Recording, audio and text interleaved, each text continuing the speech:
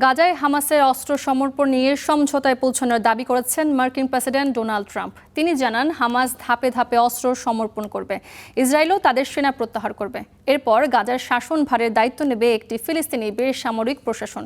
তবে ইসরায়েল চুক্তি মানবে এমনটা বিশ্বাস করে না হামাস ও গাজার বাসিন্দারা। সেই সাথে কারা আগে পদক্ষেপ নেবে তা নিয়েও আছে জটিলতা।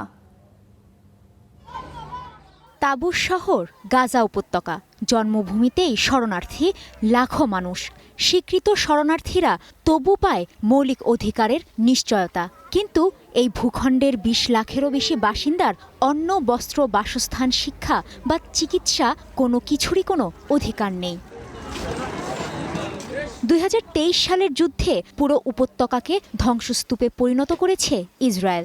যুদ্ধের পরও যে একটি বাড়ি দাঁড়িয়েছিল, কথিত যুদ্ধবিরতির পর সেগুলো ধ্বংস করেছে ইসরায়েল।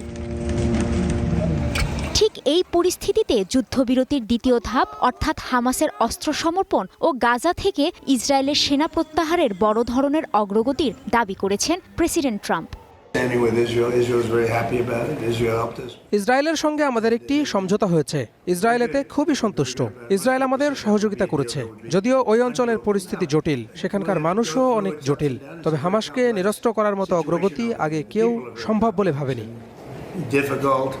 হামাস বারবার বলে এসেছে চুক্তিমতো তারা অস্ত্র সমর্পণে রাজি, কিন্তু জটিলতা ইসরায়েলকে ঘিরে। চুক্তিতে বলা ছিল গাজা থেকে ধাপে ধাপে ইসরায়েলি সেনা সরে যাবে, হামাসও অস্ত্র সমর্পণ শুরু করবে। কিন্তু বাস্তবতা বলছে কথিত হলুদ রেখার মাধ্যমে গাজার আরও বেশি ভূমি দখল করছে ইসরায়েল। নেতানিয়াহুর ঘোষণা, দখল করা হবে গাজার ৭০% ভূমি। বারবার চুক্তি লঙ্ঘনকারী ইসরায়েলকে বিশ্বাস করে না হামাস বা গাজার মানুষ। ট্রাম্পের বক্তব্যের পরও যখন ইসরায়েলের কট্টরপন্থী মন্ত্রী বেন গাভির বলেন প্রস্তাবিত চুক্তি গ্রহণযোগ্য নয়, হামাস নেতাদের হত্যার নীতি অব্যাহত রাখা উচিত, তখন চুক্তির ভবিষ্যৎ নিয়ে প্রশ্ন থাকে। হামাস বলছে চুক্তি অনুযায়ী হামলা ও হত্যাযজ্ঞ বন্ধ করা এবং ২৩ সালের অক্টোবরের আগে ইসরায়েলি সেনারা যে অবস্থায় ছিল সেই অবস্থায় ফিরে যাবার আগে কোনো অস্ত্র সমর্পণ নয়। তাই এখনকার সংকট হলো কারা আগে পদক্ষেপ নেবে, হামাস নাকি ইসরায়েল?